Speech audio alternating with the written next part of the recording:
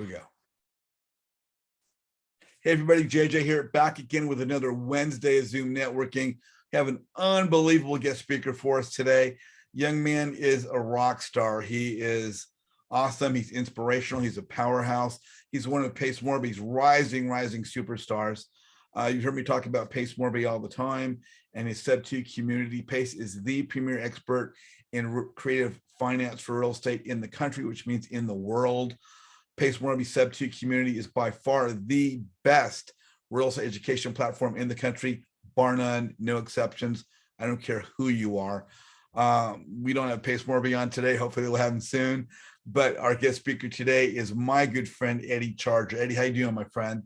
Doing amazing, man. Thanks for having me on. Hey, it's my pleasure, brother. You are, I say it all the time, if we're doing this thing right, we're marketing ourselves. We don't market our business, we market ourselves. And if we're marketing ourselves properly, people will see our name and know our name before they know us. And that's the case with you. I heard Eddie Charger, Eddie Charger. Oh my God, that's a really cool name, Eddie Charger. Oh my gosh. And I saw your name, I saw your face, I saw some things you're doing before I even got a chance to know you and then got a chance to meet you. And it's my value that I put is by the people that I'm surrounding myself with. And as we talk about all the time, our business is predicated upon the 5 people we spend most of our time with. To scale up our business, to scale up our life, we scale up our circle. That means scaling up the people that we're surrounding ourselves with. And I'm honored to call you my friend. So Absolutely. Thank you for being here. Absolutely. Of course. And just so that we're clear, like all those people that, were saying good things about me, it is expensive. I do keep everybody on the payroll to keep that going and help out with my brand name. That's really the cheat code, right? Every time they say something, there's a little affiliate code that goes back to them. So it helps out. I do owe Pace a lot of money though. There you go. There you go. Yeah. Hey, so let's rock and roll. We have investors all over the country in multiple programs and ideally watching this on YouTube or on the call today. But for those that don't know you, where are you located? What part of the country are you in? I'm in the great state of Georgia, by way of Atlanta. I hear and I kind of hold it down for everybody that's in the Georgia market. Yeah, you guys got a powerful community down there. You got a handful of rock stars that are coming to the top of my mind. Yeah. So, hey, so let me ask, we met through real estate, we met through Sub2, that's our commonality, that's how we met. For you become one of the most successful, more visible people in Sub2, but is real estate, let's go back in time a little bit. Is this something you've always been into? Like, were you into this in your teens? Were your family exposed this to you? Is it something that came about in your 20s?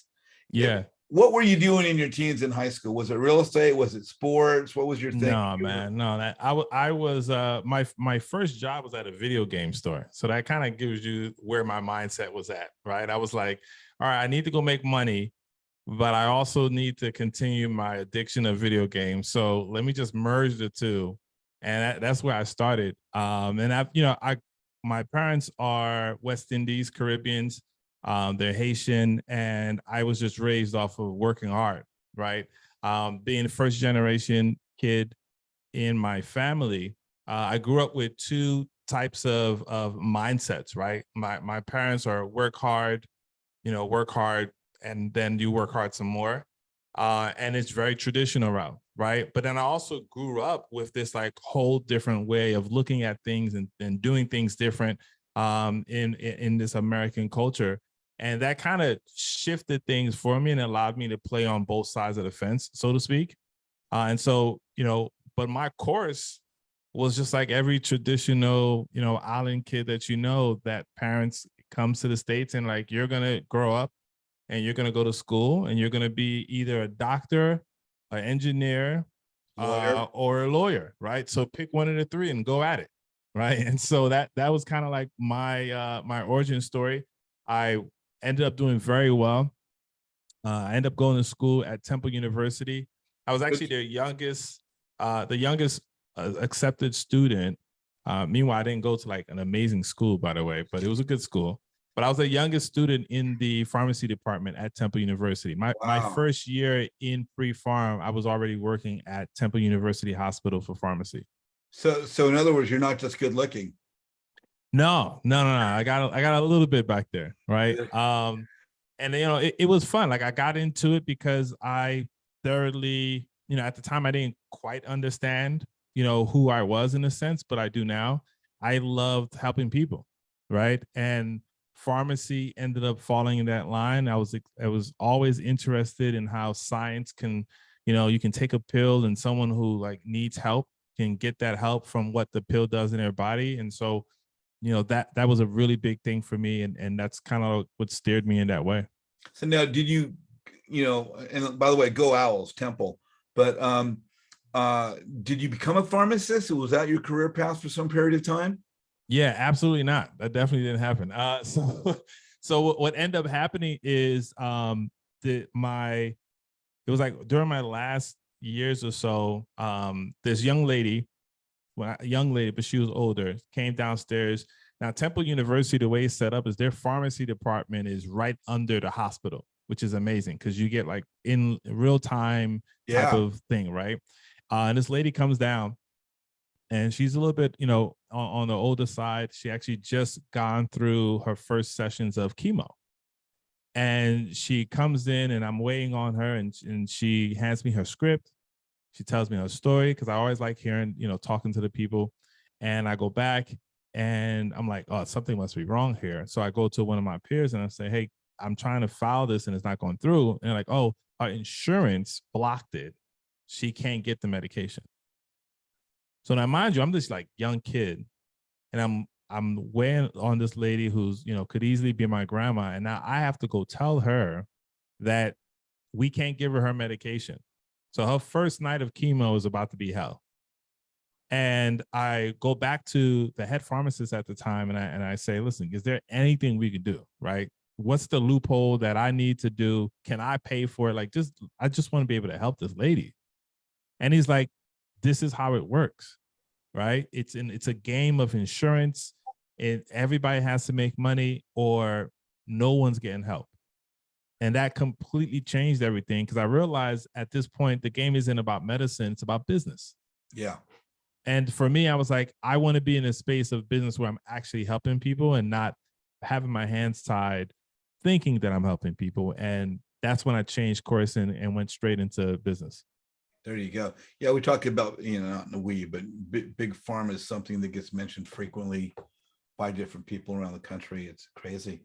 So Yeah. now, are you married? I believe you are, right? You got a I family am. on here? Yeah. So now, Yeah. now, did you meet your wife in your 20s and your 30s? Were you transitioning away from pharmacy when you guys met? No. So I met my wife when I was 8 years old, believe it or not. Okay. So we got one of those stories. So and coincidentally, when originally I was born and raised in New York before I moved to Philadelphia. And when I was in New York, even though our parents didn't know each other, we actually found out we lived down the street from each other. Like not down the street, but close enough where, we could have met back then. But when her parents moved to Philadelphia, we ended up living a few blocks away again. And I tease her all the time, like, your parents really was kind of like trying to groom you for me. Like everywhere I went, they just kept, making sure you were close by. But we ended up meeting there, and then she moved 2 years after and moved to Atlanta, Georgia. And she was in Atlanta the whole entire time. I never met her or saw her again until right when I was getting ready to go to college. There was like this big event at a church, and it was like nationwide. Everybody came, and just so happens that her family came, and she was there, and we met, and it was like, oh, hey, cool, nice to meet you again. But then that was pretty much it. But my mom, I think moms really have a hand in a lot of things and you don't really know. Yeah, they do. And so, my mom was cool with their mom and everything like that. She was like, hey, why don't you reach out to, their family? I heard, their daughter's in college already. She can kind of maybe give you some heads up on some good schools in Georgia. Now, I don't know when the conversation between my mom and me happened where I was like, yeah, I really want to move away and I want to go to school in Georgia of all places. But in her mind, it happened. And she was like, yes, this would be a good person for you to connect to. And so that's how we started just getting back in communication with each other. I came to visit Atlanta, and I absolutely fell in love. It was like the next best thing without having to go all the way down to Florida. And ever since then, we just kept in touch and connected. Um, and the rest is what they call it. It's a love story, right? We That's his end up history. Yeah. getting married, and now I have two beautiful kids. My son is 9 years old, and my daughter is 4, but more like 17, I think. Going on 4. Yeah. Yeah, Going on yeah, 5. it's kind of the way it works. But yeah, man, we're it's a beautiful thing. They're honestly they're like they're my treasure. They're like the biggest blessing I've ever had. Everything I do somehow stems from my family. Excellent. Excellent.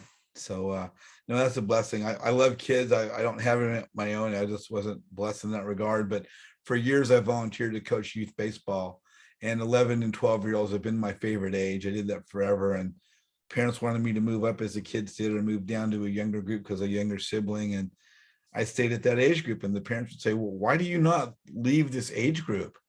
I said, kids are big enough to play the game and small enough to not give me any crap. But it's just a great age for coaching kids. And your son being 9, later we could talk about some tips I have on baseball. But that would be awesome. He loves it. Yeah, baseball. And bring him out to LA. Let's go to a Dodger game, brother. We'll make that happen too. Yeah, no, we're definitely planning a trip. So we'll definitely talk. I want to bring the whole fam out there. I plan on coming out there just to come hang out with you guys. And there's a bunch of people in the community out there that I want to rock with and just hang out. And I also want to bring the family for a separate trip where it's just less work, more play. Well, if you come out after September, my new house should be done. And I plan on having a networking event with all the guest speakers from Sub 2 coming out to California at one time. And it's going to be a rock star event. But awesome. Let's do it. We'll talk about that later. So now, at what point in time did you find your way into real estate, and how did you get there? Was it Sub 2 right away? Did something lead into it? No, who introduced you to your real estate venture? So I got started in real estate just because I started different businesses. I had some family businesses. My cousin and I went to businesses, and I've done a lot of things. I had a landscaping company that did very well. I had a computer business that did very well. And then I got into network marketing, and I did really, really good there, right? And then I made enough money where it was like, okay, what do rich people do when they make a lot of money? And it was like, okay, well, it's either they invested in real estate or stocks. I was like, oh, let's go do stocks. That sounds good. I can do stocks. So I got into stocks, and I still have the picture. I gotta find it. My wife has it, of me just sitting, and I put 10,000 hours in trying to figure it out because I didn't trust anybody with my money, right? This is hard-earned money. So I learned options and got into it, and I killed it. I mean, you would have thought I was a golden child. It was such a great time, right? And then it just went horrible. Like the complete 180 of everything that I succeeded happened. And I was like, I don't think this is how I want to invest it, right? Like the whole goal was to be able to invest it, put into something that made more money over time. And so I didn't like the up and down that I was getting as results in the market. So I was like, well, let me put it into something else. I come back to stocks. What else can I put it into? And I was like, let's get into real estate. And I just so happened to go to where everybody goes to, YouTube. And at the time, Max Maxwell, who's a good friend of mine now, was putting out tons of content. And he was like the only one at the time. And he was getting ready to do his first event. And so I was like, this is going to be great. Let me go to this event in North Carolina. I know nobody. Let me just go, right? And so I risked it all on myself, went there. And because of that one event, I ended up meeting my business partner, who later on we ended up joining forces, got into real estate, wholesale, and everything blew up from there. But how did I get into Sub 2? Follows this lineage. I mean, let me break it down. So I learned about wholesaling through Max. Because I learned about wholesaling, I found Sean Terry, who had a guest on his show, Tom Kroll, who then I ended up finding out who Tom Kroll and his brother. And that's when I was like, oh, I'm doing this. I'm killing this now. If Tom Kroll is doing this, I am killing this. And that's no shade to Tom Kroll, but it just goes to show you how good of a job he did of explaining how simple wholesaling is and how you can do it. And from Tom Cole, I learned about a real estate agent who was on his podcast named Brent Daniels. So I joined TTP. From Brent Daniels, I learned about Steve Tran. From Steve Tran, I learned about Jamil Danji, joined Astro Flipping. And then, of course, there's no way I'm not going to meet the best friend. I learned Pace Morby. And I remember the day like yesterday, I was coming from the bank because we were getting ready. We were doing well in our wholesaling company. It was like, hey, we should probably start buying some properties and holding them. I was like, okay, well, let's go to the bank and let's kind of see, you know, what they would offer us. And I remember I had like back in the day, they used to give you like a folder with like all these different information stuff and things like that. And I remember it was like 3 or something like that in the afternoon. And I got a message from Pace and it's like, hey, I just brought 4 properties, no money down. And I was like, first of all, what the hell are you doing? And I think it's time I join you. And second, I was like, why didn't you text me at like 9 o'clock? Like my whole Friday now is gone because I've been visiting bank after bank, trying to figure out how I can get more money loaned to us. And lo and behold, I had a friend that was buying properties, no money down. And I joined Sub2, I don't know, within like the first 3 months that it started. And then, you know, I never looked back. In fact, this house that I'm talking and doing this whole thing in now was one of the first properties that I brought, and I brought it Sub2. Wow, that's fantastic. So now, are you part of the first wave? Did you get in pretty early, or yeah, I got in. I got in pretty early. Like when I got in, Pace was they like everything we have now didn't exist. So to kind of give you guys like what early looks like, it was here's the Zoom link. You would log in early in the morning, and Pace would literally be on there all day. And when I mean all day, it's literally all day. And he would just be teaching you what to go do. Then we would go do it. And we would like get stuck and he would say, come back onto the Zoom, and he would tell us what to do next. And if we got to a point where like we just couldn't handle whatever it is the seller was telling us, he would just call our seller live on the Zoom. That's the infrastructure and how Sub2 started. That's the beginning of Sub2, and it flourished into I think we're just now about to hit 10,000 members, which is crazy. Yeah, when I started about a year and a half ago, like about 1,200, and to see 10,000, the growth has been phenomenal. Yeah. So, you know, let's talk about your topic today. Your topic is leveraging Sub2 to build your rental portfolio. Absolutely, yeah. You become a rock star. I mean, you're renowned. You're like Eddie the Man, Eddie Charger. So yeah, one, and I think you've got. I think on the call today we have one of the people from Sub2 who you're actually working with as well. But do you want to touch on your topic first, and then we can bring the other individual on in a minute? Yeah, for sure. So first thing is, I think everybody needs to rethink of the word leverage, because not everybody looks at it the same way. And some people have a negative connotation towards it, which is understandable because you might have gotten leveraged, right? And truth of the matter is you got used, right? Or you got taken advantage of. But the true definition of leveraging, especially when it comes to relationships, is where both parties end up winning, right? If you're in a relationship right now, you leverage. Do not get it twisted. Like my wife and I, this is going to sound, now that I'm thinking about it, it's going to sound dirtier than it is, but I promise you I'm being PG. My wife and I, we leverage each other all the time. Yeah. Right? Like, you know, she needs this, or she requires this, or she wants this. And I provide it because that's what she's looking for. And then vice versa, she helps me out on certain things. Like, for example, right now, I'm on this podcast with you guys, and I'm leveraging her ability to be able to safely take care of my kids while I'm down here, right? It's a relationship thing. Every single relationship that you have, you leverage it, whether it's a personal or business, or, I mean, you leverage your kids' teachers. Right? You know good and well they're not learning all 6 to 8 hours that they're in school. It's part-time babysit, part-time. This is where you can get some things done. So it's all part of the game if you can do it correctly. And then again, the best way to know if you're doing it correctly is the other person using me to get towards whatever goal that they have? And am I allowed to use them, to leverage them, whether it's their time, their money, their mindset, their support emotionally or whatever, right? Are they able to leverage me? If it's not working both ways, you're in an abusive relationship. You should probably get out of that, but that's what leveraging means. And so for me, when I got into sub 2, I understood one thing. My goals are really, really big. They're scary big, right? And I think everybody should have those scary big goals.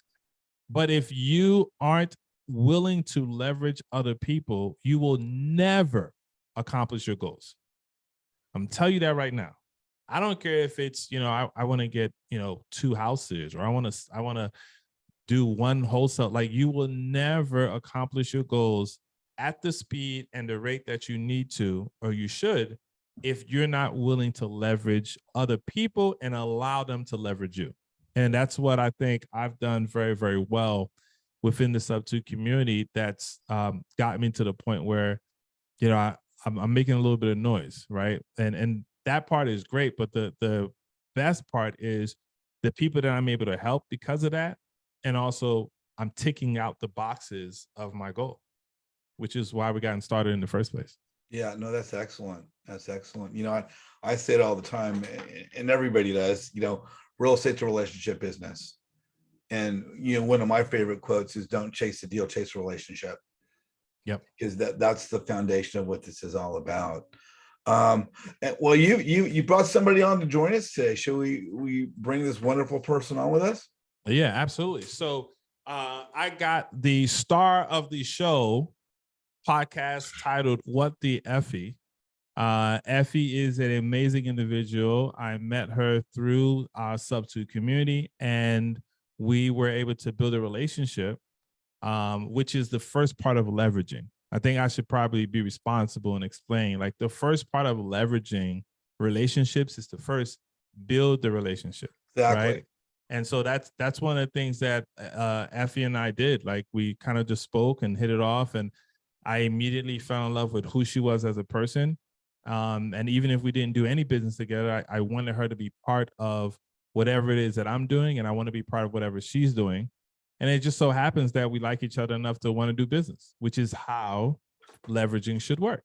Let's bring her on. Let's bring her on. Effie and I have been planning for a couple of different things, and some of it was social media, some of it was different things, and now we're moving into the space where we're getting ready to do a bunch of deals together, which is pretty cool.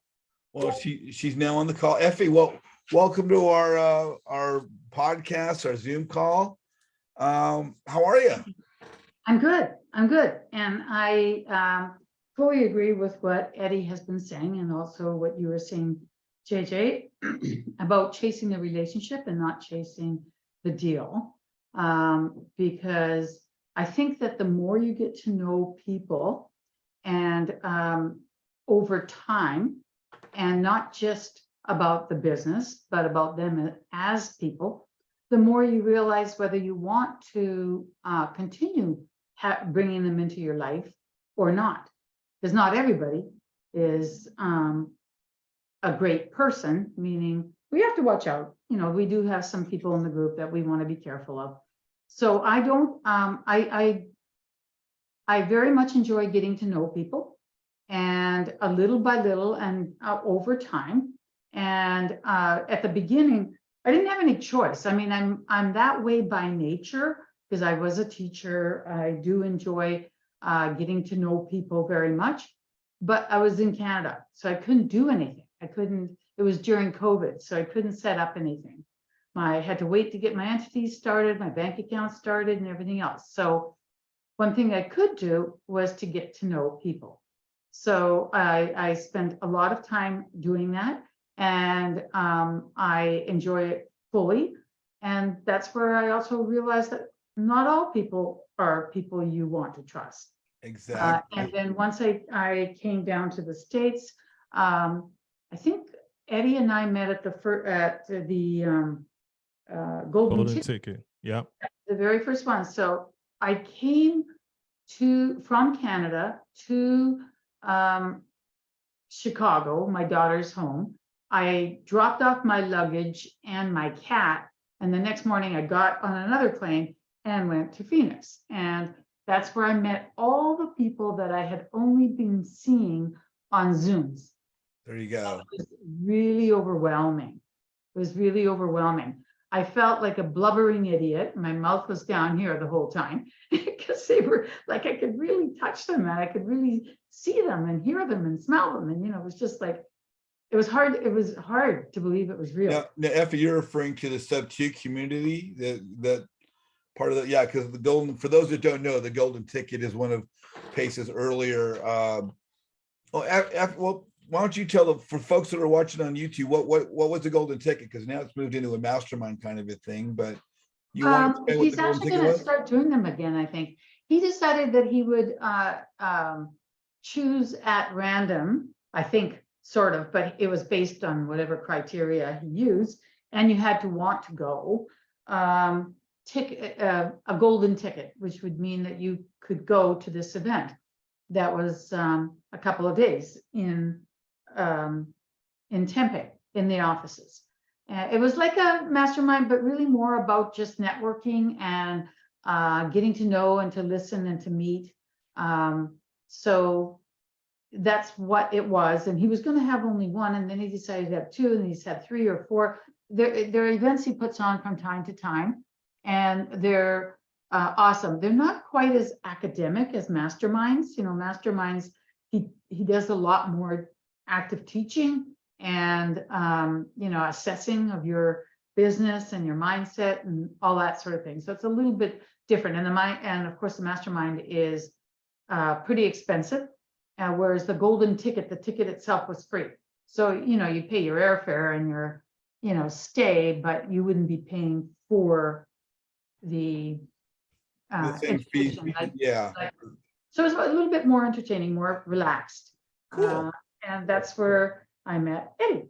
And I thought it was very interesting because he got up and he told us the importance of holding regional meetings and about how important it is to just be at the front.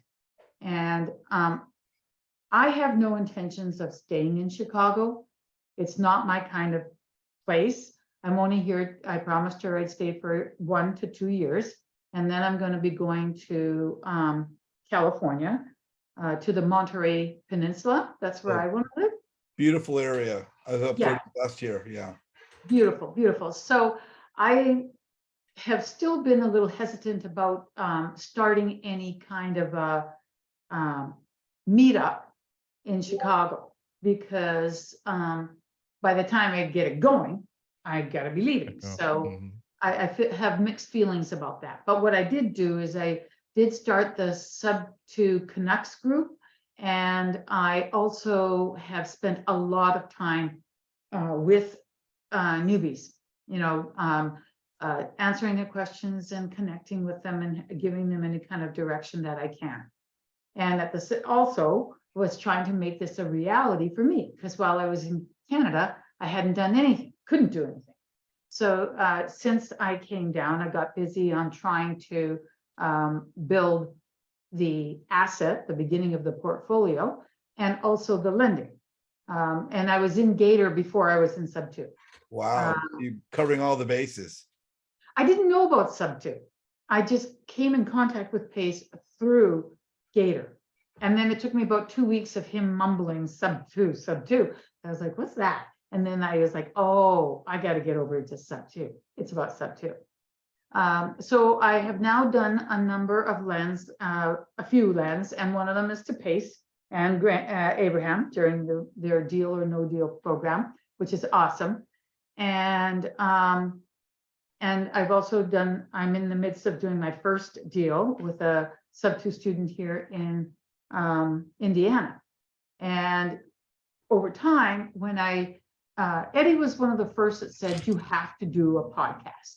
I mean, forget about the name, first, there was no name. There was just this concept of doing a podcast. And I was like, no, but I do over time, even if it's something. It was more than just, no, it was a lot of a lot of pulling involved. That's true. That's true. Yeah. Now we're talking about your recent podcast. Mhm. Yes, I mean, I hadn't done anything. I had only, but I've done a lot of Zooms. I've done Zooms with 5, 6 people, a lot of one-on-ones, a lot of couples, you know, like if people ask to meet me, so say, Stacy, yes, I would love to chat with you. I usually find the time, you know, so because I've met fantastic people. And if I hadn't been willing to do that, then I wouldn't have met them. Yeah. So, you know, and I'm still looking. Eddie says to leverage people. You say chase the relationship, not the deal.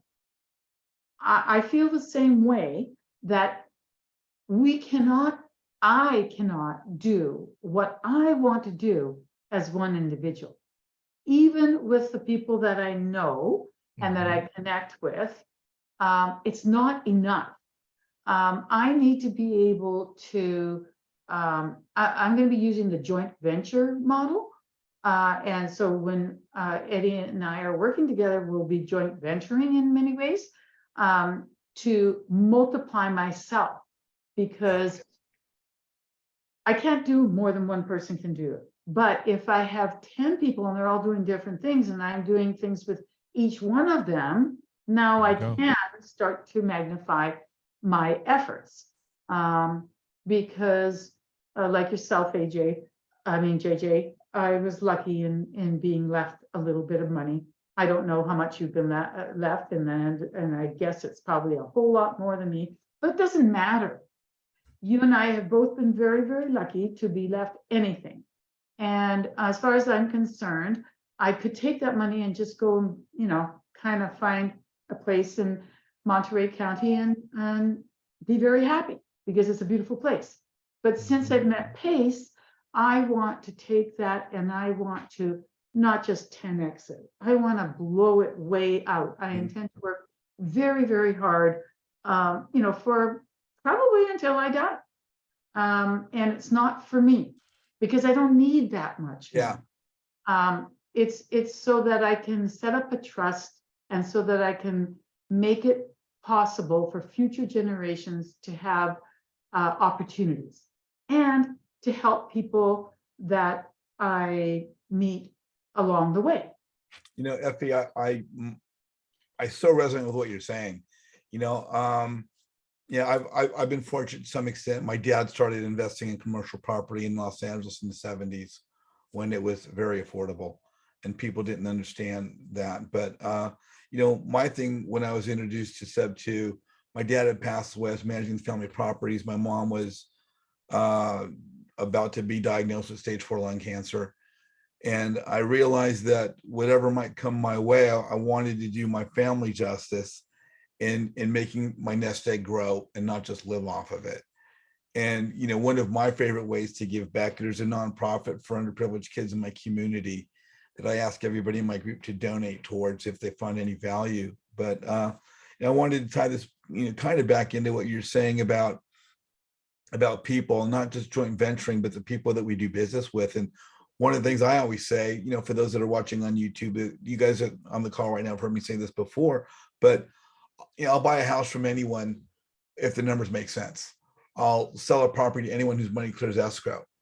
But if I'm going to joint venture with someone, be it a private money lender, allow them to be mine, financially jump into bed with somebody, I need to know they have the character and the integrity of someone that I would invite into my home to sit with my grandkids and my grandparents, my parents, my kids, the people that are closest to me, because those are the only kind of people that I want to do business with. And as Effie, you're saying, you know, we've got some, you know, you're never going to grow from 1,200 to 10,000 and not get a fox in the hen house. I call them snakes in the grass. Yeah. There's, you know, exactly. Many idioms. So while you guys are talking about that, right, I want to kind of point something out to everybody. When I first connected with Effie, not the first initial contact, right, but the second, definitely by the third, what she told you guys is all the same information that I was able to extract from her. That's the information I wanted to know. Why were you doing this? Right? I've had conversations with JJ where he's told me that exact same thing that he just told you guys. Like, This is why I'm involved. If you have people that you're looking to leverage in order to build your portfolio, you have to first know what is it they're doing this for. You cannot get into the space of private money or even JVing with anybody if you don't have a full understanding of what is it that this person is looking to do, why they're looking to do it. So I'm giving you guys the keys right now. When you're talking to somebody, this is what you first want to do. The first initial conversation should not be about business. Never. Your first conversation that you're looking to leverage somebody and leverage the relationship in sub 2, it should be about getting to know the person. If you see me in sub 2, there are plenty of times that you'll see where I'm just like, hey, let's connect. Hey, tell me what time works for you. Let's connect. It's a 15-minute call that I'm doing with people. We're not going into any deals. Half of the time, I don't even have my computer up. This is strictly over the phone. I just want to know who this person is. And I'm more interested in finding out who they are than for them to even ask me questions. I really want to know, who these people are and what is it that they're going after. Why did you follow Pace? Why are you in sub 2? Why are you in real estate? Right? I need to know those whys. And the reason why you need to know those questions answered is because I need to figure out if I can take Effie's goals and can I make that my own? If you're not willing to look the person in the face and say, hey, I'm willing to help you accomplish this goal. I desperately want to get you to that special place with your family as much or even more than my goal that I want for my family, then you should not be doing this. You cannot leverage relationships.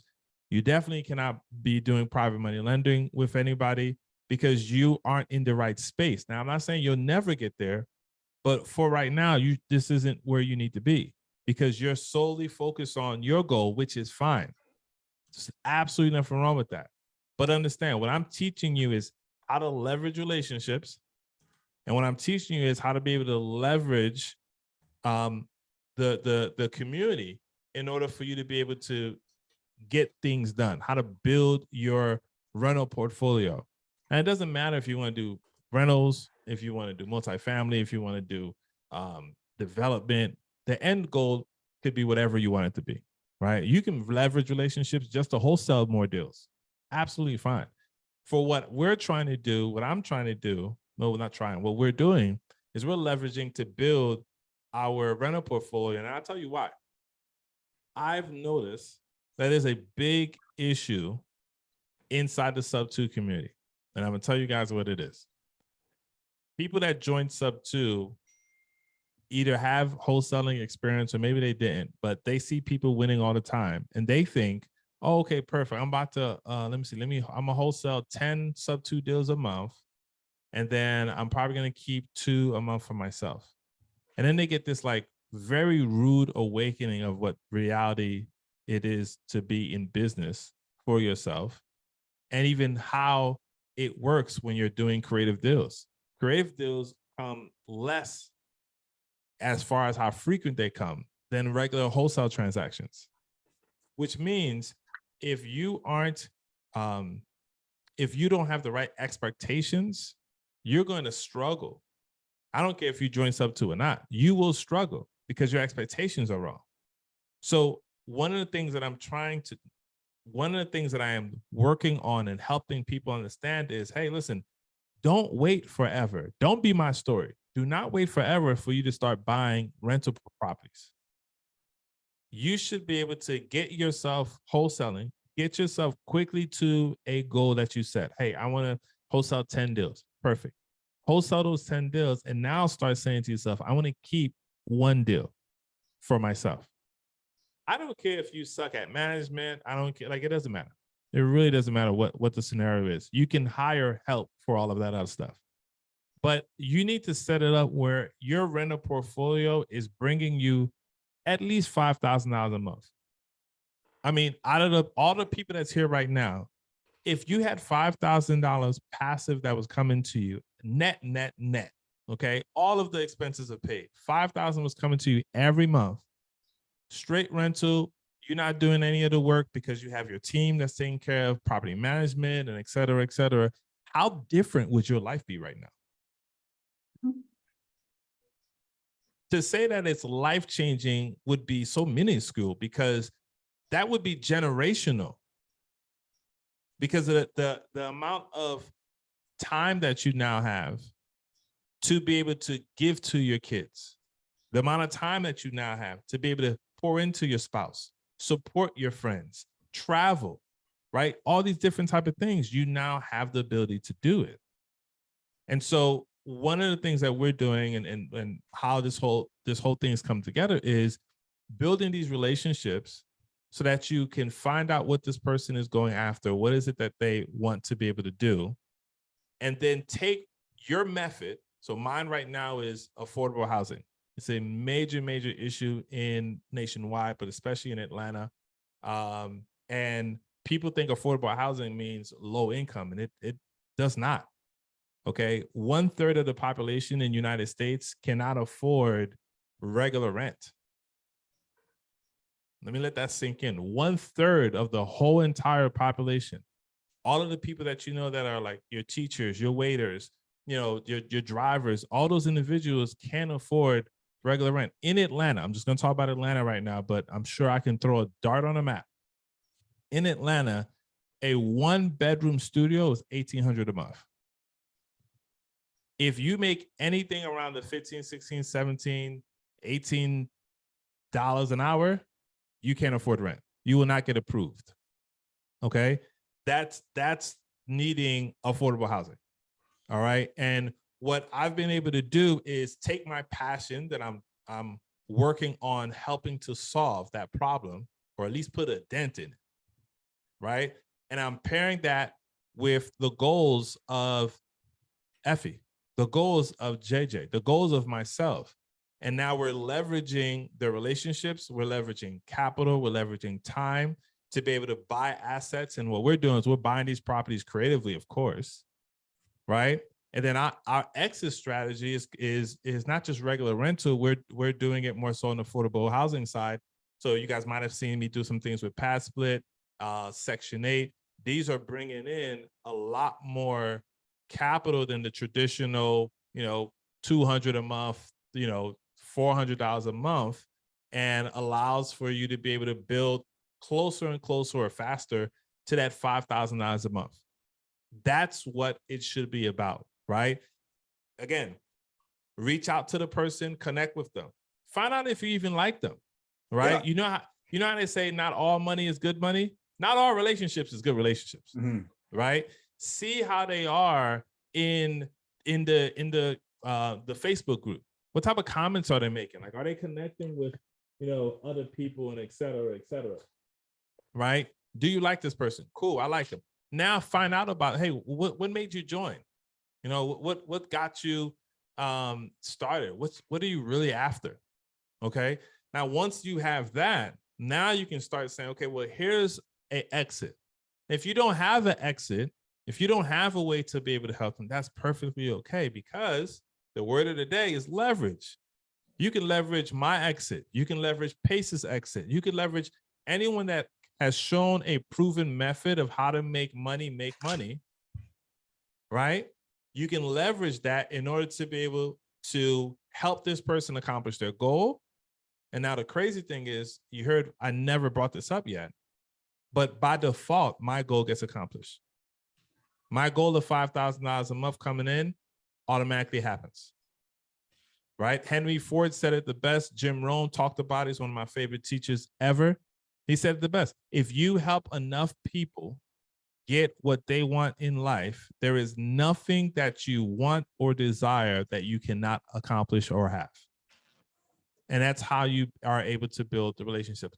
We got some questions in here. Let me see. Exactly. And before I get into that, hey guys, if you guys have questions, go down to the bottom where it says reactions, raise your hand. You can put them in the chat, but I'm going to bring you on. So I think the first question we have is from Tamara. Tamara, you ready to come on? You ready, girl? Sure. Yeah. Sorry. Okay, I was trying to you're- find my unmute button. Not a problem. All good. If you guys don't know, I've got an editor. So when we break like this stuff gets edited out. So it's all a lot smoother. But I'm going to bring you on here. Here you come. Hang on. I'm going to bring you on the screen. Tamara, you are on with Eddie and Effie. What's your question? Oh, nice to see you guys. Thank you so much for coming on. This has been fantastic. Absolutely. I had I'll only ask one so I could share with everyone else, but I had a couple different things. You know what, I guess looking back, you know, for those of us who are kind of, you're maybe, you know, 10 to 25 steps ahead of us, going back, if you were to start all over again, looking back at how you started versus what you know now, what is the main one or two things you guys would do differently if you had to start all over with Sub2? Okay. Effie, I'll let you take it first. The only Ladies thing first. I would have done differently is I may not have joined Gator. I may have joined just Sub2 because Sub2 has so much in it. And people are PMLs in Sub2. And Pace is bringing the Gator stuff into Sub2, even though it's much later. So I probably would have just gone straight into Sub2. The issue of doing things differently, because I was forced to wait because of the COVID and the border, it was a blessing in disguise because a lot of people, especially in Gator, got going quickly and they lost money. And I was forced to only do what I could, which was to get to know people. And I realized that that is what is bringing people to me. That is what, how I'm going to grow my business is through relationships. So I wouldn't change that at all now, even though then I was like, dang, I want to get going. Yeah, it's like a thoroughbred or itching to get out of the gates, right? Eddie, do you want to add something to that? Yeah, absolutely. So mine is a little bit different, believe it or not. I would have started in Gator first. Interesting. I would have started in Gator first. And here's why I say that. Because now I would have started in Gator first and I would have ran with it. I would have acted like there's nothing else in the world. There's just Gator. And the reason why I say that is twofold, because first and foremost, when you get into Sub2, I always say that Sub2 is, has anybody here been to Vegas before? Sub2 is like Vegas to me, Yeah. right? Like you get in Sub2 and it's just like, oh my gosh, like I want to do everything, right? And most people don't understand, like it's Pace's job to be able to showcase all the different ways you can make money in real estate. The problem is he's so good at doing it that you're like, you know what? I want to get into sober living next week. You know what's a good idea? Multifamily. That sounds great. And now you're like this, like, you know, it's like going to, you're a squirrel. You're in Vegas. You want to play every game. But you know, there's people that go to Vegas that lose money religiously, right? And then there's people that go to Vegas and it's a profession for them. They're professional poker players. They come in, they don't even go, you know, like when I went to Vegas, I got off the plane. I didn't even make it to the casino. I was at the airport and I got distracted. Okay. There's people that come into Vegas, head straight to the hotels. They don't even check in. They go straight to the poker table. They get in there, they kick ass, and then they leave. And they make millions of dollars a year. What's the difference between the two? They're only focused on one thing. They've learned to master that one thing. Now they could play the other games, but they learned to master that one thing because they're only one person. Pace, on the other hand, Pace is a unicorn, right? Pace is my guy. That's like my true blood brother. We talk on the phone, text, and everything like that. He's an amazing human being. But you also understand, Pace has a team of like, yeah, I don't know, it's like 35, 40 people right now that takes care of all of the things that we're trying to juggle. Right. And so and the other thing too is, remember, Pace had 17 years in real estate before Sub2 even was a brainchild. So imagine you coming in here and you're like, you know what? Let's get this going, right? No, it's not going to work that way, right? So for me, And I'm not saying that don't join sub 2 or anything like that. Again, I think one of the number one things you can have is proper expectations, right? Yep. Now, why I say Gator first is because I had very successful individuals tell me something, and ever since then, it changed my life. It said, if they had to start over again, they would have learned how to be able to get to the money. They would have learned how to raise private money first. They would have learned how to get capital first. And then they would have learned how to identify a deal. If you learn how to raise money, if you learn how to leverage money like in Gator, whether it's you're using the bank's money or somebody else's money to complete a deal and make it happen and get returns, if you learn how to do that, Yeah. and you learn how to identify a deal, there isn't any room on God's green earth that you can't walk in and be part of it. That's awesome. Everybody always wants the person that can bring the money to the table. Hands down. And if you know how to identify a deal, then you're even better, because you don't want the other problem. You have money, but you don't know what, if a good deal smacks you in the face, you will know who did it, right? You don't want that. So if I had to do it over again, I would still join sub 2, but I would be very focused on, how do I become the person that can raise private money, or how do I become the person that knows the person who can raise private money? Because that person is going to be well connected. They can solve a lot of problems. That's who I want to be or be connected to. And so that's what I would have done different outside of what I'm talking about right now, which is get yourself an investment property, right? The interest rates that we're buying properties at Creative right now, it doesn't make sense for you not to buy. I think everyone that's listening to this right now, your goal should be in the next 2 years, 10 properties. If you get yourself 10 properties, especially the exit strategy that we have, you can easily retire and you can easily make 6 figures. I mean, within every 30 days, hands down. And this, I'm not saying this by like in theory, this is things that's already been tested, which is now why, I reached out to Effie like, hey, we're ready. Let's go. I reached out to Jay-Z not too long ago, like, hey, we're ready. Like the thing I was talking about is it's good to go now. Right. So you want to do the same thing. That's excellent, Ed. Thank you. Eddie, let me just jump on that a little bit as well. I thank you for the conversation we had a little while ago about us, working together in the future. I definitely want to do that. Hang on a second. I got to move a couple dogs out of the office. Get out of here. Get out. They want to get interviewed too. I love it. I love dogs. I had to put mine on the porch outside because it's okay when they're quiet, but when they start, I got a little puppy and then the 9-year-old, and they get at it.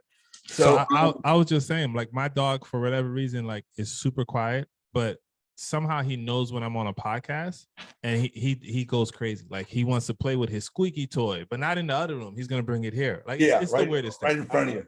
Yeah. Yeah. So to get back to that, I so appreciate you reaching out, and definitely that's something that I'm looking to have us do. But I also wanted to say that I totally agree with Effie about what she says about meeting the people and networking. One of the things that I've tried to do when I got into Sub 2, I wasn't ready, but I saw the value in Sub 2, and I knew that if I didn't get in then, the price was going to go up. And what did it do? It went up, and it's actually gone up again since then. And like Effie, for certain things dealing with, my mother's passing and splitting a portfolio and attorneys and appraiser, I wasn't ready, and I'm just now still squaring up some things, putting my structure together, my entities, and I'm just now about ready to get going. But what I have been doing, like Effie said, is in this time that from when I got in, is I've been setting up my network. I've been building my visibility. I've been marketing myself. And that's what puts you in the position to have relationships with people like Effie Colbines and Eddie Charger. That Effie's got her YouTube channel now. She's got an Instagram for her YouTube channel. And you don't need to wait and Effie said she didn't wait, she just did it. She pulled the trigger. And it's I got pushed. Yeah. And so, I would say, one of the things I see, and that's the whole purpose of my networking group, is what am I doing? I'm helping new students to understand how to network, because you can't do this by yourself. How do you market yourself? How do you squeeze the juice from the orange? What is the orange? It's your educational community.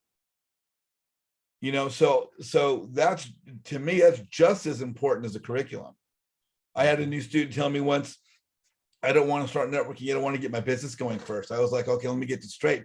You're going to get your business going, but then you've got no one to network with. So, you know, you know, Effie said so many things during the course of this podcast and before we got recording that I just agree with. And Effie, I'm thrilled to see that we're of a like mind. I'm looking forward to us developing more of a friendship, as well as getting you on as a guest speaker. But I think Effie was so on. And then also with Eddie, you know, learning about private money, learning about funding. And again, it's knowing who has the money, and that goes into networking and building relationships. That's the core of everything. And I just wanted to tie it kind of back into that. So Absolutely. Did we answer your question there, Tamara? Yes, more than answered questions. And of course I have like a gazillion follow-up, but I will let someone else have a kick at the What's your follow-up? Well, like that was really, you know, there was a couple of fascinating comments that you made regarding, you know, how you would, I was just taking notes fast and furiously, and identify, you talked about first, you know, learn about identifying the deal. And I was like, okay, well, you know, for those who are, so now you're also at, okay, now where would you go? Where's the best place? And is that just maybe digging deep into Pace's training on how do you get really good at identifying the deal? Because you know, now we're trying to place both of those. Where's the money? You know, get the money and Right. be good at getting the money, and then also be good at identifying and making sure it's a deal. And how do you get really good at that? Okay, I'm so glad that you asked this question, because this is really good. So remember, the word of the day is leverage, right? A lot of times what happens is we think, and this is because this is how we were taught in school. So this isn't anybody's fault, but this is how we were taught in school. We were taught that you can't get the answers from somebody else, right? If you get the answer from somebody else, that's called what? Cheating. It's cheating, right? If you peek over to somebody else and somebody is letting you see their paper, I mean, I'll be the first to admit, I've done I'm not cheating. I just so happen to have my finished test at the corner closer to where my friend is sitting, right? Mm-hmm. That's called cheating still, right? But as an adult, you understand and you start to realize, like, in order to grow, that's what leverage is called. So I don't have to know all the answers. So right now, if you're in a situation where you know nothing, you don't know how to raise money, you don't know how to identify a deal, your sole job should be, who can I connect with? Who does JJ know that knows how to raise money well? Who does JJ know that knows how to identify a good deal? Who does Effie know? You know, any of these individuals here that have their phone numbers. This is why JJ tells you to put the number up. You should be connecting with these individuals, find out, what do they do? Hey, here's what I do. I always ask this question. Who are you? Why haven't we made money together?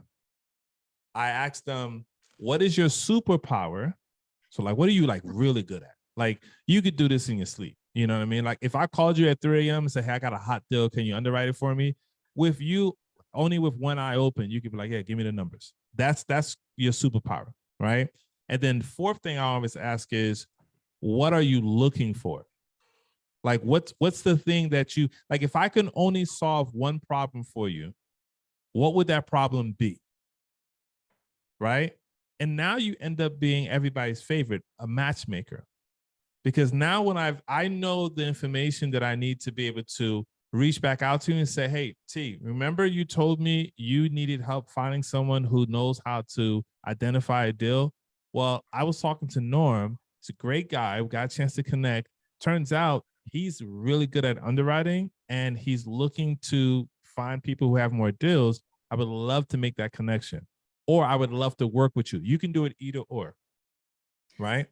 And now you've put yourself in a position where even if you don't have the skill, you have access to the person with the skill and you can leverage that. I Are they? totally agree with Eddie. I totally agree. I think it goes a little bit to the comment that JJ made about the person who wanted to start their business before they started connecting. If you get to know who is good at what, then you will be able to get that answer. I've gone to Eddie and said, Eddie, I need to comp this, and I'm not sure how. What do you think? And looked at numbers, and I've taken it to other people, said, okay, so this is a deal. I want to make it a better deal. Where would you work it? You know, I don't need to know everything all at once. I just need to know who does know. The deal that I'm, my very first asset deal, the gentleman I'm working with in Indiana, and now here's the relationship part, right? I've known him for a good 10 months, and we had tried to do a few deals together that had fallen through. You know, many deals go just to the end and then they fall through. And that's why Eddie said, you have to know this is going to take a lot longer. You know, when you're doing wholesaling and things like that, it takes longer to get to where you need to be, but keep going, get the leads and keep going. So I already totally trusted this person, liked this person, knew what his strengths were. And he said, Effie, I think I see a deal that we could work together. And I said, okay, tell me about it. He says, but I'm stuck because I don't know how to stop an auction. Do you know? And I said, don't worry about me knowing, just know that I'll get the answer. And he said, okay, I'm coming up. He was coming up with his wife to meet me, to help me on another property I was looking at. And I posted right away in sub 2, who knows how to stop an auction? And immediately people started answering. And I think they started answering because that's the community. But I also think most of those people knew me. You know, they knew who I was. So they started giving answers, and I started getting, you know, DMing people and phoning and that sort of thing. And when he walked into my house, I didn't even get, for the first time, didn't even get a chance to give him a hug or meet his wife. I just literally was saying, he was like, so did you get anyone? And I said, yes, here they are. and the guy just went step by step by step. And his name is Steve, the gentleman I'm working with, was listening, and he said, okay, I got that, I got this, I got that. And the next day he stopped that auction 10 minutes before Nice. it was going to go. So the point that I think Eddie's making, and that I'm totally trying to underline, is you don't need to know everything. You just need to start building relationships and know who does know those things. Exactly. And don't go with just like one, oh, I know one underwriter.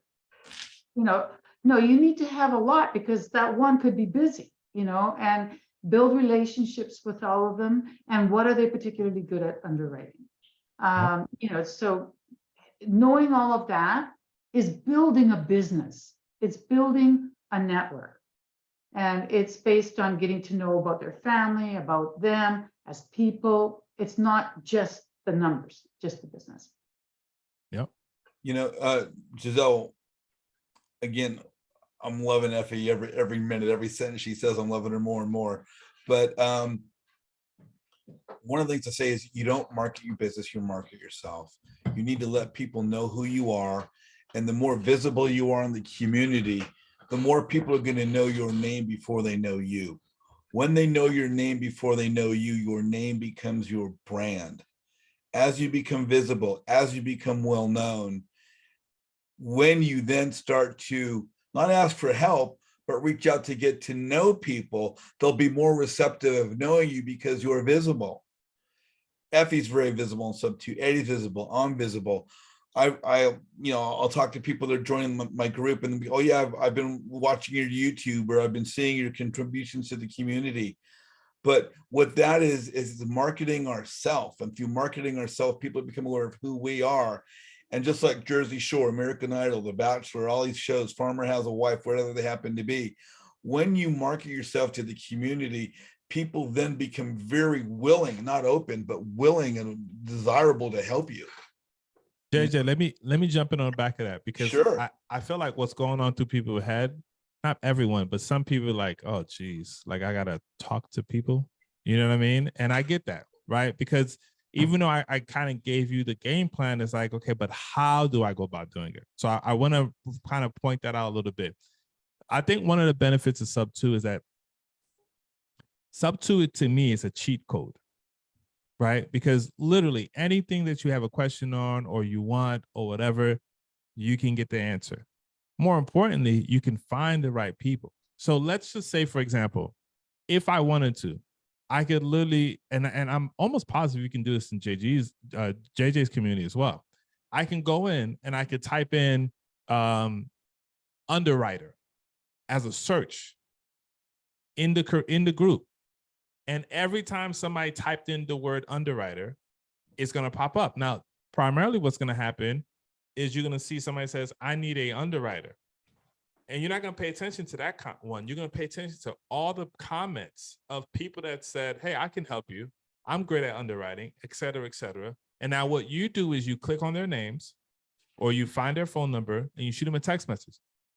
Hey, I'm Eddie from Atlanta. I saw your information on a post about you being an underwriter. I would love 5 minutes of your time to just connect with you and see if there's any deals or things like that we can do together. If you do that for 10 people, I promise you 5 will say yes. Not even 10%. I'm talking about 5 will say yes with a time, a calendar link or something. And now you didn't have to do the extra work, right? You don't have to put out a post and say, hey, I'm new, or hey, let me reintroduce myself. If you feel uncomfortable doing that, then do it the other way. See who already posted, who's already said, hey, I am, and reach out to those individuals. They already proved to you that they're friendly. So you're not going to have any issues of like, well, I didn't know who to reach out to. No.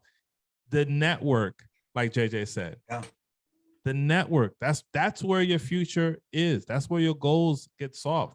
It's all in your network and you have access to it. I can almost guarantee you on this group right here, the individuals that are on here, that the right person that you're looking for to solve the problem that you currently have is either A, on this Zoom call, or B, know a person personally that is on this Zoom call. Exactly. Not even 6 degrees separation. There's an actual theory called 6 degrees separation. I'm not even talking about 6 degrees of separation. I'm talking about A or B. Your answer is right here. Right? But you gotta do the extra steps, right? You gotta leverage. You gotta be okay with leveraging because, again, like what I'm doing with JJ, Effie, a couple of my other friends, we're leveraging these relationships that we've built to be able to solve problems, real world problems. And as a result of solving that problem, we've now helped the person that's lending money or looking at JV or want a partnership or whatever the scenario may be. And in return, because we've gave so much value, because we solved so much problems, we're able to get what we want.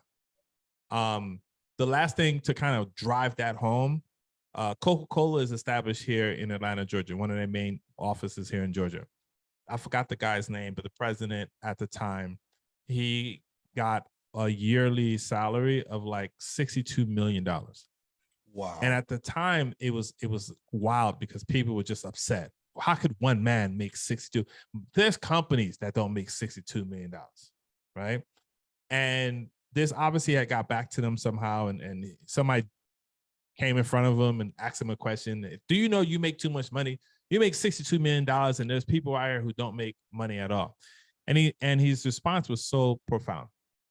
He said, I can understand why you think that's a lot of money. But as one man, you have to ask yourself this question. I made $62 million, which is a small, very small percentage of how much value I made Coca-Cola last year, who made $300 billion because of me. So when you look at it that way, you're like, oh yeah, you know what? 62 is not that big of a number anymore. Like I kind of get it, right? It's the same thing.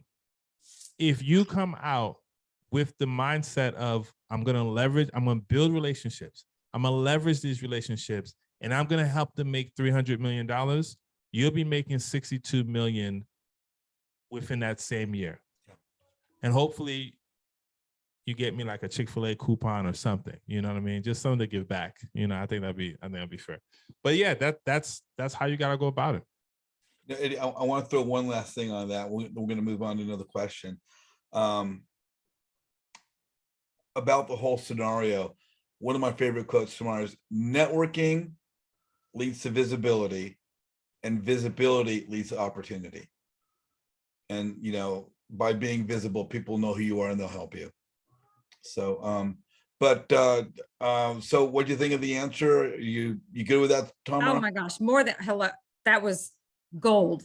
That was gold. Thank you. I think I'd Effie's like gonna to add add something. one very last thing, if I may, also, Sure. Eddie and JJ, and that is, I don't think you need to worry about the visibility as much if you are willing to simply connect with people and see how you can help them. Okay. In other words, when people reach out, okay, so by the way, guys, I'm going to give you my 2 cents. You know, on text or on DM, don't do that. Hi. I mean, really? Or hi, beautiful. It's like delete. You know, do what most of you would do naturally, but if this doesn't come naturally, speak to them as if you were meeting them, you know, for the very first time. Hi, my name's Effie, and I saw that you had just posted about this, and I too am in Chicago or wherever you are. I'd love to connect with you if you have time. I appreciate what you do. Thank you for reading this. Say something. When people reach out to me, I know that it's not easy to do that. I know. So it weighs heavily on me when I get DMs or texts or things of that sort, because I don't want them to feel ignored. Pace says, give. So by simply responding and trying to make the time, and when I do get to meet them, you know, I like to ask, you know, Pace's famous question, you know, what do you have? Like, what's your background? Tell me about yourself. And what do you need? And am I in a position to do it? Give it to them? Not often, but I can know who is. And I can listen to them, and I can articulate, help them to, you know, say it in a way that's clear. So by simply being willing to help, other people say I'm nice. Actually, I'm a witch. I'm not nice, but I give them time and I give them the answers that, you know, that I have. In other words, I am who I am, but because I'm willing to try, I think people, I think that's what people like, and that's what people need. And that's a value, that's a true value, because now they feel welcome. Now they feel like they can ask someone. So do that. You can all do that. And that will help you to become better connected. And again, Effie again is so right. One of the things I talk about in the group all the time is a lot of people, I'll just say, aren't using Facebook properly. And a lot of the younger kids are like, well, I've been using it since junior high school. I know how to use Facebook. But using it in junior high school and using it as a business tool are 2 different things. And it's using Facebook, understanding it from the standpoint of business communication, interpersonal relations. I say it all the time, and it goes hand in hand with what Effie just said, is that if you're getting, like I say, if you're gonna send a friend request, don't just send a friend request, maybe a wave or something, but send a message, introduce yourself. Hi, my name is, I'm from this place. I saw you here. I'm also in SEB 2, identify your commonality. I also go so far as to say, I'd love to talk and get to know you sometime. Can we talk on the phone? Here's my number. Can I have your number? If that person, not only will they most likely accept your friend request, they're probably going to give you their phone number or their calendar link, and you're going to be on the phone with them because you're properly introducing yourself, you know, which is so key. This morning, the last 5 days, I've had like anywhere from 60 to 70 anonymous friend requests. You know, some of them are wearing SEB 2 hats, but I know that if I accept these friend requests, I'll never hear from them. They'll never comment. They'll never post. They'll never like. They'll never engage. And then my friends list gets filled up full of people bringing no value. So I kind of try to go through those and reach back out. As Effie says, I reach back out and say, how can I help you? can we get connected? And I probably spend more time networking and more time interacting to build my relationships and on my business. But in the end, I'm building the base and foundation of my business. So with that, we're going to move on to one more quick last question. Tamara, thank you so much, my dear. Okay, we're going to pull her out. We got one more person to pull in here, and then we're gonna cut away. Here we go. We're bringing in Giselle Flores. You are on with Effie and Eddie. What's your question? Hi, everyone, and thank you so much for inviting me, letting me join this meeting. I'm so happy to be here. It's my first time, and I'm already getting so much value. Awesome. Hey, Giselle. Hi. Thank you so much for everything you have shared. A lot of great tips for me as I'm starting my journey. But I was mostly like more towards like, how do I organize myself as I start building my business? Because I've been like a lot with the shiny objects, but now that I'm trying to focus more on like, okay, what are the tasks that I want to prioritize, where I want to like do the marketing, I want to build my foundation, I want to, network, I want to work on tasks that I know that are gonna build up to like later on in the future, like get me where I want to go. Yeah. No, great question. And I got you. So I think you got to start at the beginning. So what is it that you want to do? All right. So primarily I joined Gator. Okay. So I wanted to start with Gator lending. Okay. Got you. So you're in Gator, you're not in sub 2, but are you doing any real estate? I am working with 2 sub 2 leaders where they are wholesaling creatively, and Okay. I'm doing the outreach right now. Okay. So you're doing the agent average. Okay, perfect. Have you gone through Pace's avatar training yet? I have been listening to the podcast. Yes. Okay. So have you been able to Not the training. Well, yeah, he has it on YouTube too. Have you been able to identify like what your avatar is, do you think? Right now, I think one of them is connector. Oh, like awesome. Yeah. talking to people and like, oh, I know this person can do this, so let me reach out to them and see if they will be open to working with me, or like to connect with somebody else that I know Okay. they're doing something that they're looking for. Perfect. And also helping in any way I can. I think that's because since I'm like building my skill set in real estate, there's things that I still don't know how to do, but I wanna, like, as I helped, I've noticed that I'm learning a lot of things. So wait, is that both of your avatars, connector and helper? Yeah, as of right now, Oh yes. my gosh. You hit the jackpot. Connector, in my honest opinion, connector and helper is the 2 most powerful avatars you can have, especially if you're just getting started. Because I'll share with you why. Immediately, it takes away the responsibility that you would normally need to have if you actually had another skill set. So, for example, if your avatar was a closer, okay, you need to be a closer, right? Because if you start coming out here and say, "Hey, everybody, I'm a closer. I would love to help," and people, they when you say you're a closer, they expect you to be batting 100%, right? Because you said you were a closer. So I called you with my seller.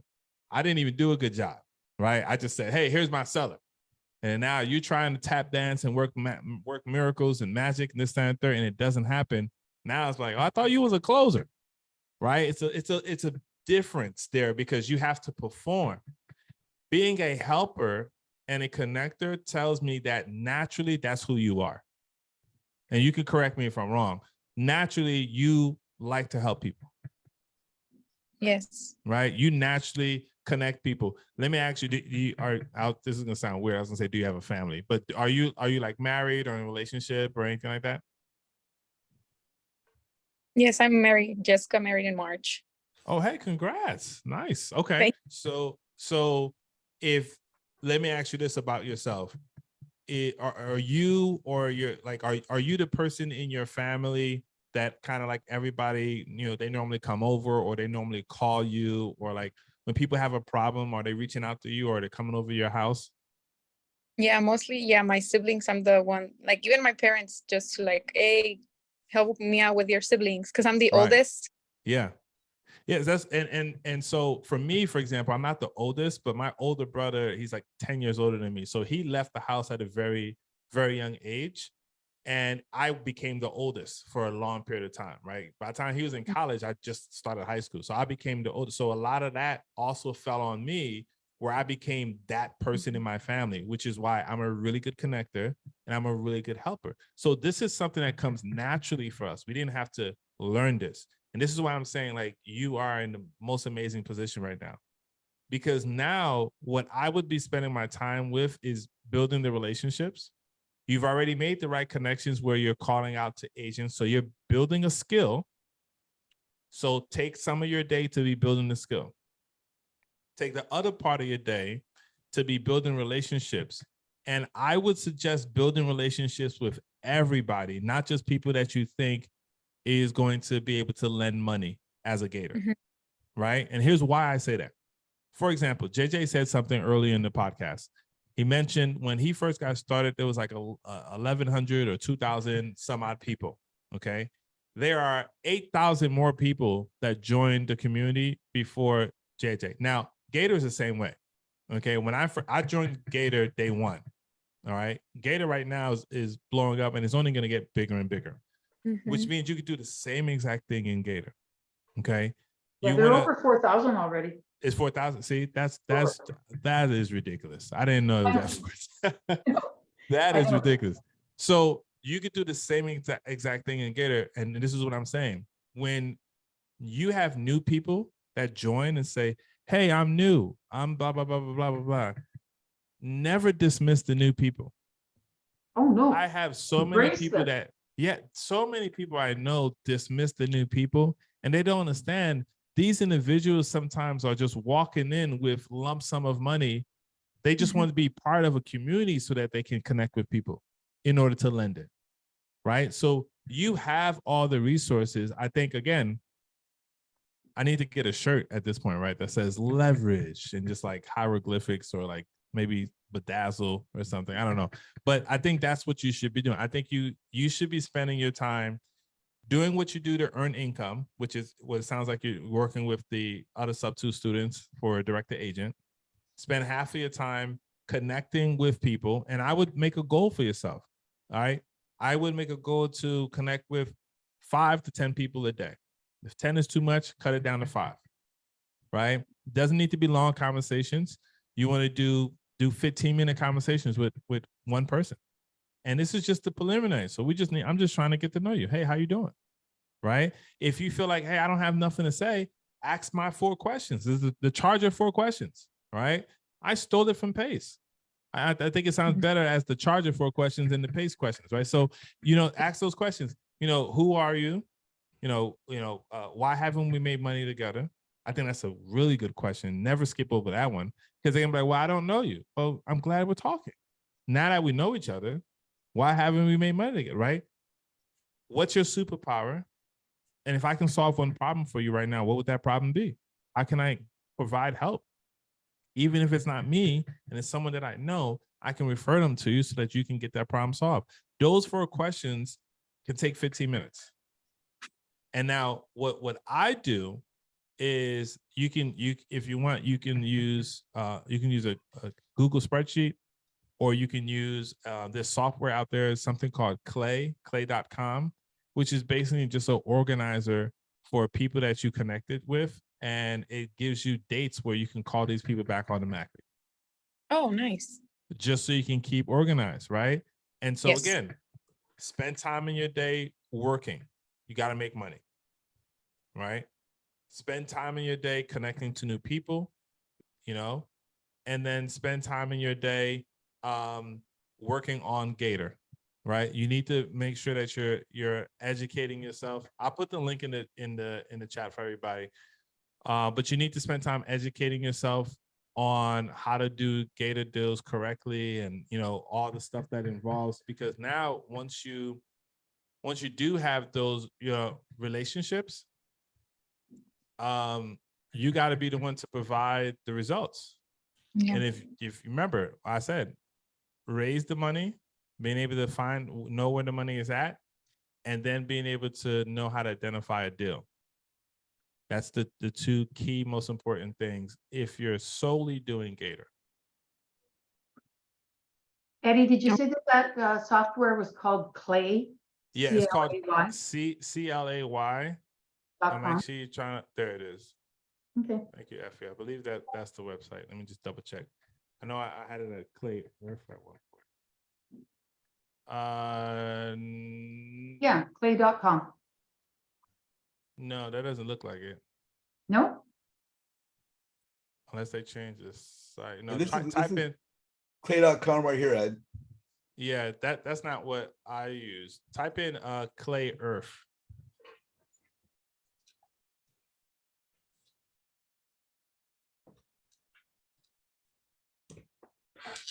There it is. That's it. So what's it called? Clay Earth. So the website, I believe, is it clayearth.com? Is that what it is? Clayearth.com. Yeah. Super easy, simple to use. It automatically connects with your phone contacts, your emails. It's an amazing piece of software that you can download for free. You can use it on your desktop. You can have it on your phone. Again, the benefit is, for example, if I just met JJ today, I can put in all the details. It will tell me, hey, it's been a month since you spoke with JJ last. You should probably reach out. If JJ had a birthday, it would tell me. JJ's birthday just passed. He posted on his Facebook account about the trip he went to for his birthday. So now when I call JJ, guess what I'm saying? Or I'm gonna shoot JJ a text message. JJ, you look like you was having such a great time on your trip. Let's connect again. Just wanted to say hello. Right? Leveraging relationships. Software? Say it again. Is it free? It is a free software. Yep. Thanks. Leveraging relationships is about building and leveraging relationships. There's no way around it, right? Exactly. And a lot of times people think like, oh, well, that's going to take so long.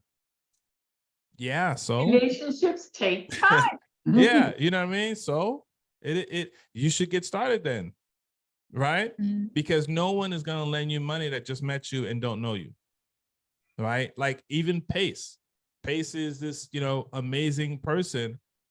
People, if you go back to, how long people have been connected with Pace. So there's something happening on a psychological level that most people don't see. So Pace put out so much content that you think you know Pace before you even think about lending to him because you've seen him so many times, you've listened to him. You've been on the 24-hour Zoom, you've been on the 16-hour Zoom. Like, this guy, right?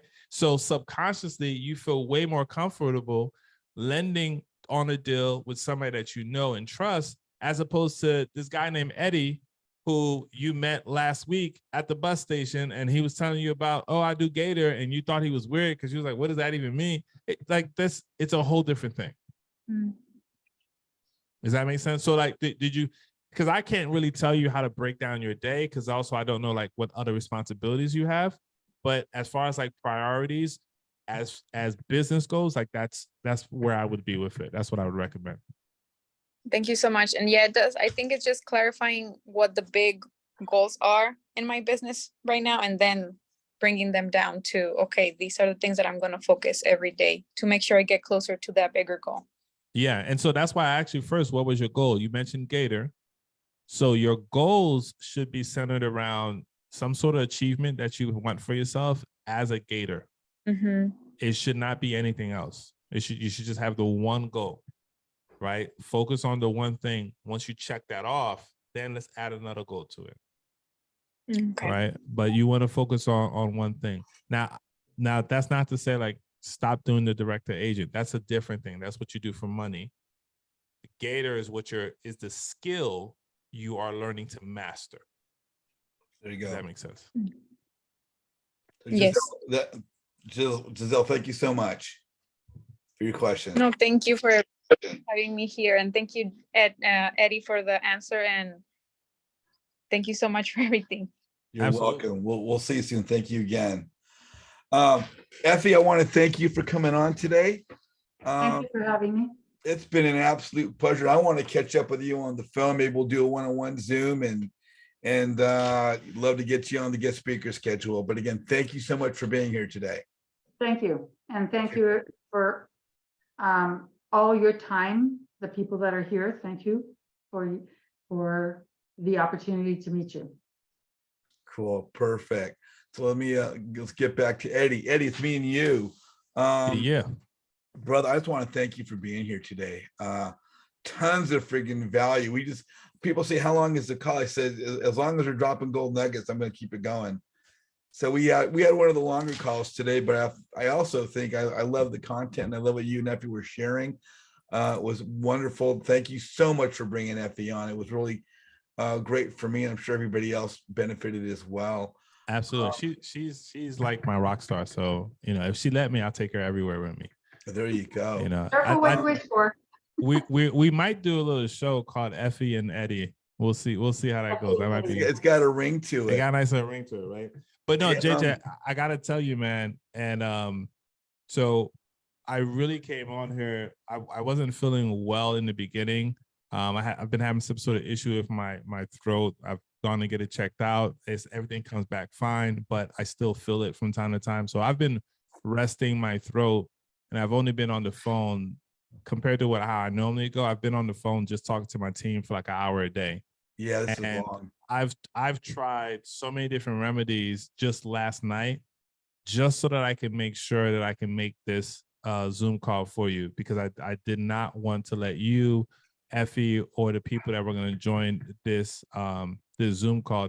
Just, let me show you guys what I told my wife I was going to be on the podcast, and she was like, "Are you serious? Like you can't talk barely in the house. I got to bend down to hear what you sound like." I got to. And she went out last night and she brought me like all these different cough drops. I'm not even sure if I could have ate all this at one point in time. But I had to make sure I made it just so we can rock in. I have my team accountability call at 7 p.m. Well, I got one last question for you.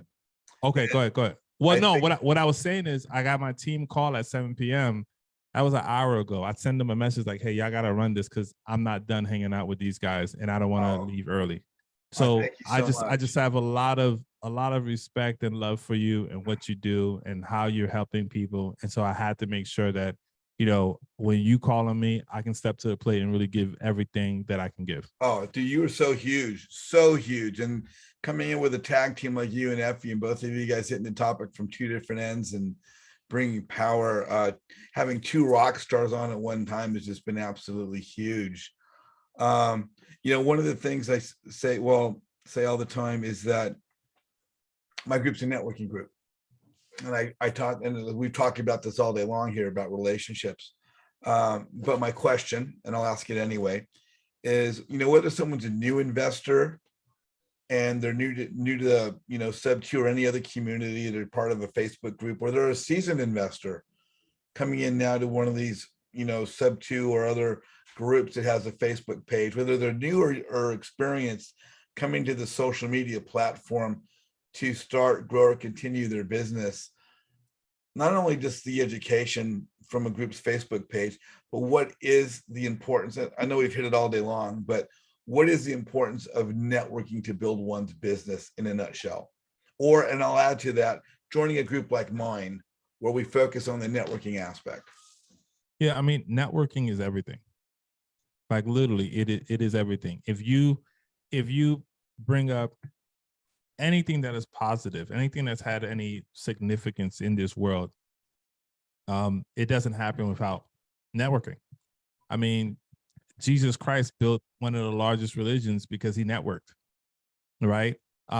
Pace built something amazing because he networked. Like, we all here have the opportunity to accomplish our goals because we're networking in a community that JJ decided to build because it wasn't available before, right? And so networking is the key to your success. There's this saying, if you if you consider yourself a leader and you turn around and nobody is following you, that's because you haven't given anything back. You haven't poured into anyone where they feel like, oh, this person's going to be there, I'm going to show up. Which means if you think you're a leader and you're walking, nobody's following you, you're just going for a walk, right? You have to put yourself in a mindset of giving and pouring into other people. One of my favorite books is The Go-Giver. I have it right up here. I would start with that book. That will open up your hearts and your minds to what it truly means to give back. If you're religious or even if you're not, the Bible, the book of Proverbs is amazing on that. Like, we're just talking about principles that you need to follow in order to accomplish success. Every team has it. Every successful business have it. Every successful family has it. JJ is proving it here with his group that he created. If you do not learn how to network, you will die alone, and you will die with 98% of your dreams and goals not accomplished. And that's just a sad way to live life. Yeah, you are so right. And the two phrases is your network is your net worth, and this is not real estate. It's not something we can do by ourselves. So, hey, Eddie, on closing out, if people want to follow up with you, what's the best way? Is it Instagram, Snapchat, MySpace, TikTok? Yeah. So you can follow me on all platforms as my name, Eddie Charger.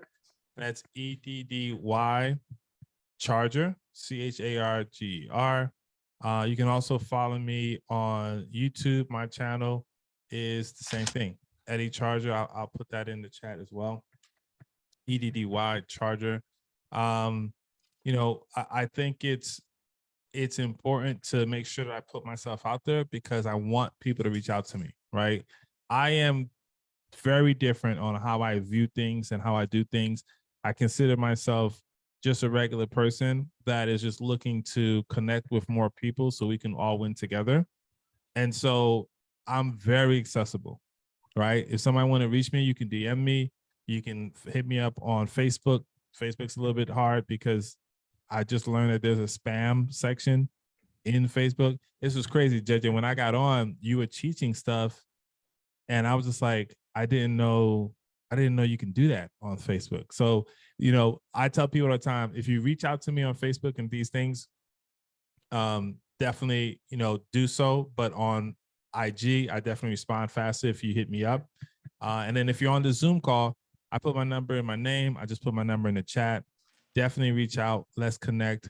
I would love to be able to see what you're about, what you need.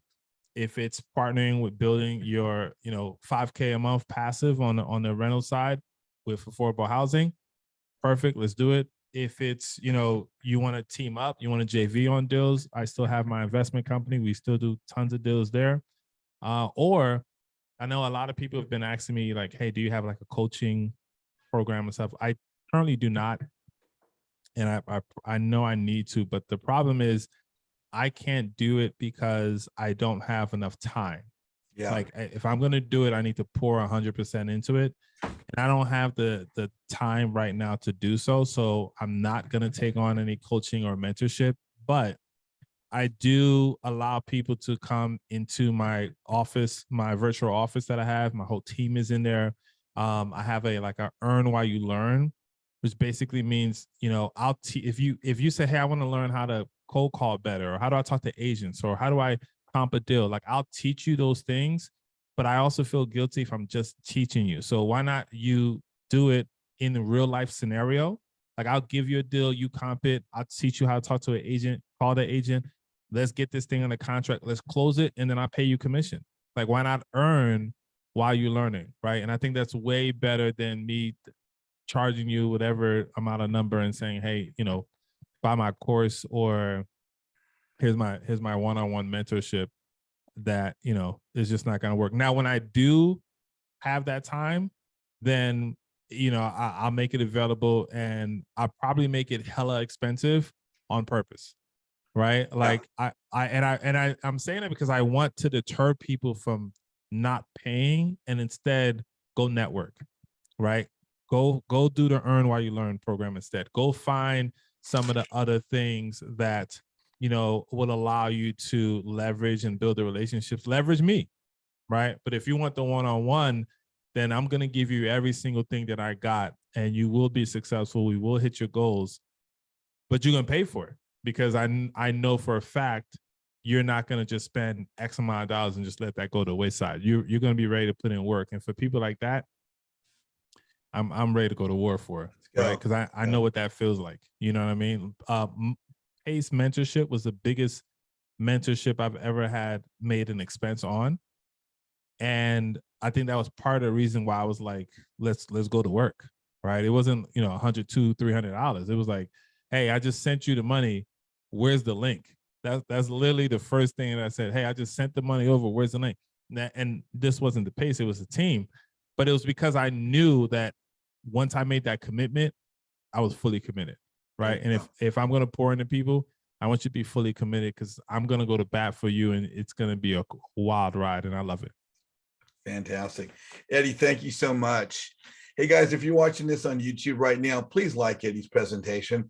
Please put some comments down in the chat or in the comment section below, and please support what we're doing on Flip Side Up with JJ. If you guys are on the call right now, hang on. We're gonna get into a little bit of networking as soon as we end the recording. Eddie, I want to thank you again for being on with us today, and I will be connecting with you and Effie later on.